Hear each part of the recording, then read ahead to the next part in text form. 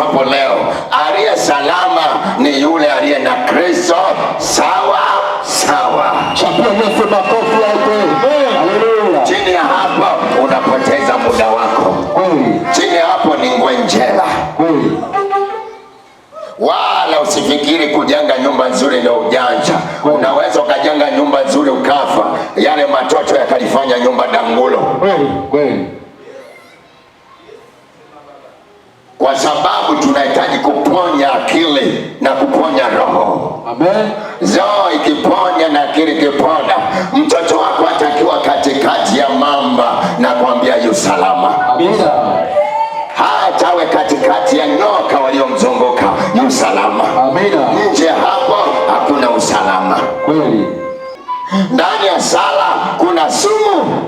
Ndio maana wakati baba wa imani anakasirika kumwondoa Ajili na mtoto, Mungu alimwambia Abraham, msikilize mkeo. Maana yake nini? Mwanzo ulimsikiliza na sasa msikilize. Amen. Ukiwa hauna sumu ndani yako, utaamua mambo kwa sawa sawa. Amina. Unaposema unakuja ibadani, utakuja ukiwa sawa sawa. Amina. Unasema ninaenda ibadani, kwa hiyo akili yako yote itakuwa ibadani. Yes. Hata tukikuuliza leo imekuwaje, utaisimulia ibada mwanzo mwisho. Siku moja, ni juzi tu hapa kati, nimepanda basi na katoto kamoja kadogo hivi, nasikia katoto kanaimba nyimbo ya Diamond mpya yote. Ni baada kumaliza kuimba nikamuuliza swali dogo tu, unasoma la ngapi? Akasema la 3. Nikamuuliza, hivi 10 jumlisha 10 toa 10 ngapi? Alishindwa. Lakini ile nyimbo mpya hata mimi sijui, niliwahi kuona tu inaimbwa imbwa, anaimba mwanzo mwisho. Si wenyewe kuna vitu si wanafanyaje? Huyo ni mtoto wa shule ya msingi, anajua korasi zote, anajua voko zote, anajua kila kitu, lakini hesabu kichwani hamna.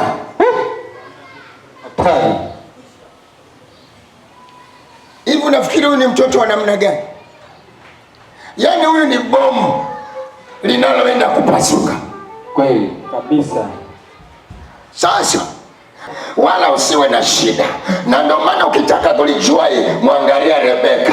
Rebeka naye alikuwa kama walivyokuwa Sara, walivyokuwa Ana, lakini Rebeka alisimama sawa sawa na mume wake Isaka. Isaka hakuwa na nguvu ya kumwacha ya kuoa mke mwingine, kwa sababu Rebeka alijua kukamata imani ya Isaka sawa sawa. Wakati Isaka alivyokamatwa sawa sawa, Isaka ndo alienda kumwambia Mungu, mke wangu Rebeka watoto. Wakati Isaka naomba, Mungu akamkubalia, lakini kwa sababu Rebeka alikuwa ana sumu ndani yake. Amen kabisa. Naongea na watu wanaoelewa. Isaka akaenda kumwambia Mungu, Mungu akampa Rebeka watoto hawa wawili. Sasa kazi kwake Sara, kazi kwake Rebeka, sio kazi tena ya nani? Ya Isaka. Mimba inaanza kusumbua. Aliyefunga safari ya kwenda kwa Mungu sio Isaka tena, ni Rebeka. Kaenda kasema, Mungu, haya hii mimba nimebeba, lakini Bwana mimba inanisumbua, hata kama nife. Mungu akamwambia, sikiliza Rebeka, una watoto wawili, hao watoto wamepingana tangu mwanzo tumboni, na mdogo atamtawala mkubwa. Kwa hiyo Sara, Rebeka akapata siri ya uzao alionao, lakini Isaka hakuwa na siri ya watoto wake. Ndio maana mwanamke mwenye akili atailinda nyumba yake, hawezi kubomoa nyumba yake, kwa sababu nyumba yako imebebwa na wewe mwenyewe.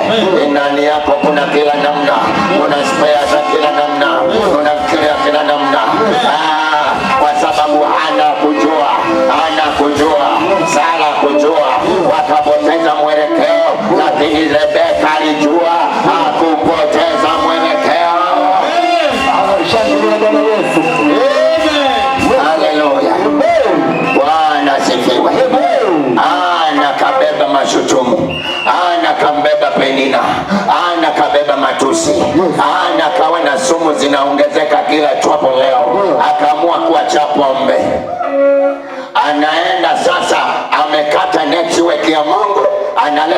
wengi ya shetani. Akienda ibadani amelewa, amepiga pombe ya maana, na kuambia sadaka yako hata iwe kubwa namna gani, Mungu anaangalia sadaka yako kupitia moyo wako. Watoto wadogo lakini wazito kama tani moja. Sumu zilivyokuwa nyingi, yaani mpaka ainuke dakika 5 kwa sababu ya sumu za kiroho mbaya. Kweli. Ukiwa na sumu za kiroho, wewe utachukia waliofanikiwa. Akipewa sasa ndo nini? Kwani kupita, yani barabara zingine hakuziona ndo tujue amenunua gari? Yani maskini adui yake wa kwanza ni tajiri. Yani yule unamwona vile, najua zilela nikwambie kapataje, kaua mtoto wake. Utafikiri yeye mnazaliwa naye. Shida ni chuki, sumu zilizo ndani. Kweli. Ndio maana mlokole kajikunya. Vipi bana, sifiwe baba. Mbona anatembea hivi? Baba dunia tunapigwa ziki kote kote. Ziki kote kote baba. Vipi? Shetani anatushambulia kweli. Yaani hivi na kwa mimi nimemwacha mtoto anaumwa, afu natakiwa niende kanisani. Kumbe shida ni sumu za kiroho. Zimemharibu huyu mtu, mazingira yanamtesa. Sema wala sio shetani kabisa. Mzee Matawa analinga. Eti upita siku nimepita, eti mtoto wake ananimwagia maji na gari haja kuona. Sasa analinga nini? Watu wengine kwa. Yaani wewe unachukia nini? Chuki hiyo sababu ana hela. Yeye hana hela. Ndio maana badala kuwa na maswali, yeye anakuwa na mashutumu.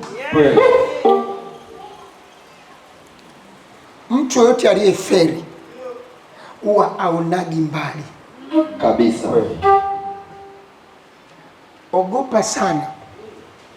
Ndio maana Waswahili kasema heri upate akili kuliko mali. Kweli. Ukiwa na akili ukapata mali, utajua jinsi ya kuifanya. Amen. La sivyo ile mali itakutenganisha na mfereji wa hela. Kweli.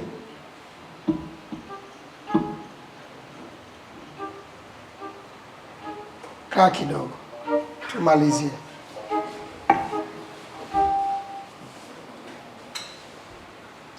Kwa nini uondoe sumu za kiroho?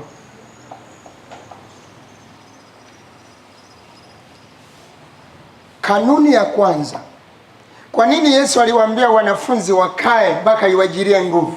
Manake lazima hawa wapate kwanza kuondolewa sumu za kiroho. Amen. Ambazo ni makuzi, dini zao za kimila za Kiyahudi, waondolewe hapo. Wakishaondolewa, yule roho akija, watakuwa mashahidi wa Kristo. Amen. Mpaka mwisho wa nchi.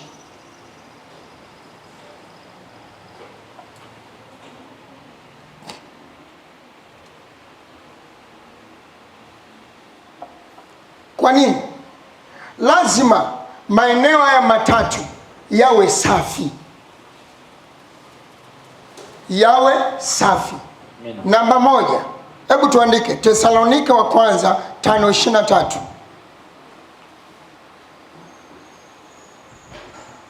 Tesalonike wa kwanza 5:23.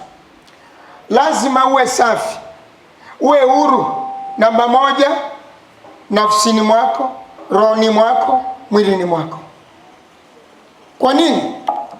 Adui wa kwanza wa chochote unachoona kimekushinda, adui atoki nje, ni mwili wako. Kushindwa kwa namna yoyote, wa kwanza kabisa sio shetani, ni mwili wako. Kweli, kweli.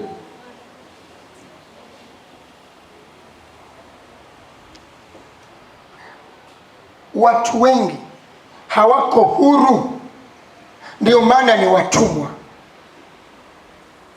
Na ukitaka kulijua hili, maskini wengi wana akili sana, lakini maskini wengi hawana uwezo wa kutumia zile akili.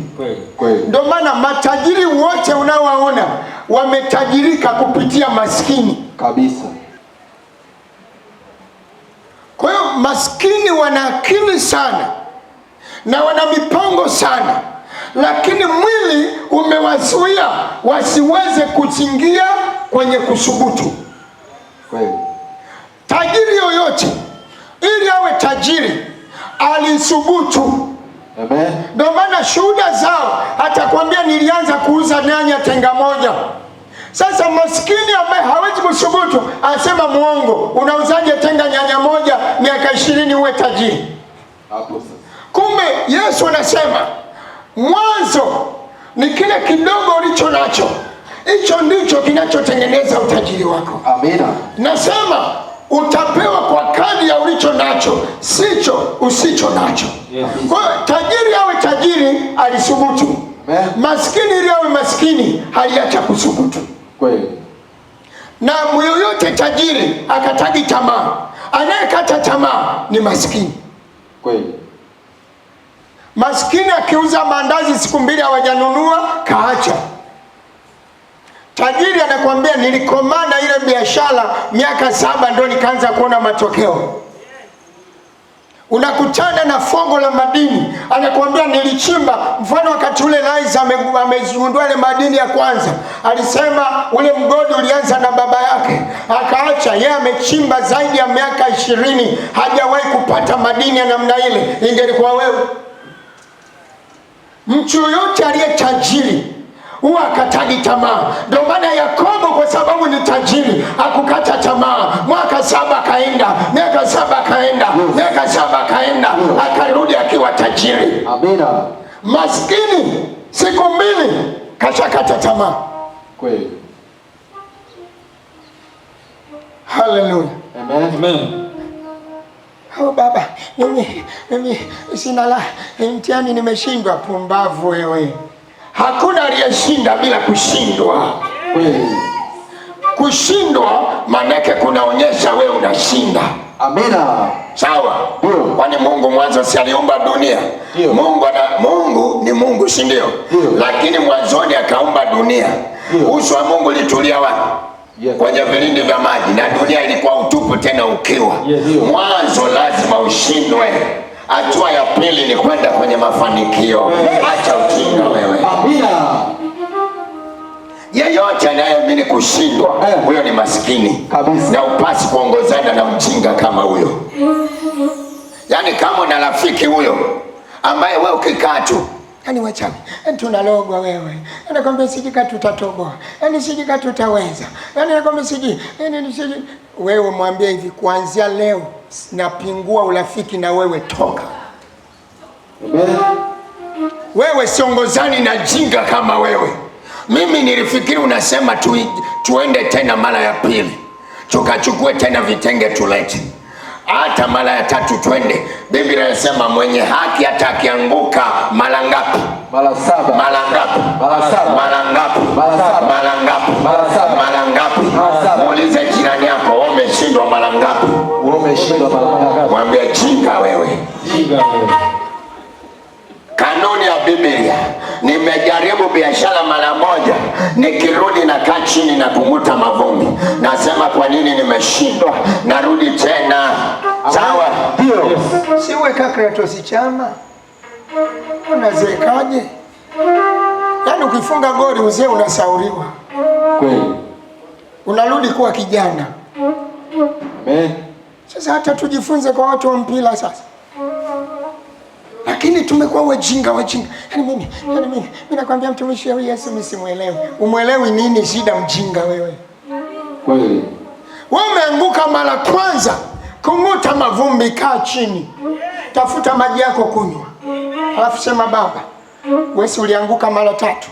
Ukanibebea msalaba. Na umesema nibebe msalaba wangu. Na kuhakikishia nabeba. Shangwe kwa Bwana Yesu. Amen. Ukifika mara pili unasema Yesu ulianguka mara 3. Hii mara ya pili na mimi na testi zari mara ya 3. Amen. Mara ya 3 umetesizari, Yesu anasema hiyo ya kwangu, sasa unalipa za kwako. Mara ya 3 nasema sikiliza Yesu, sasa nimemaliza wa kwako na beba wa kwangu, twende kazi. Amen.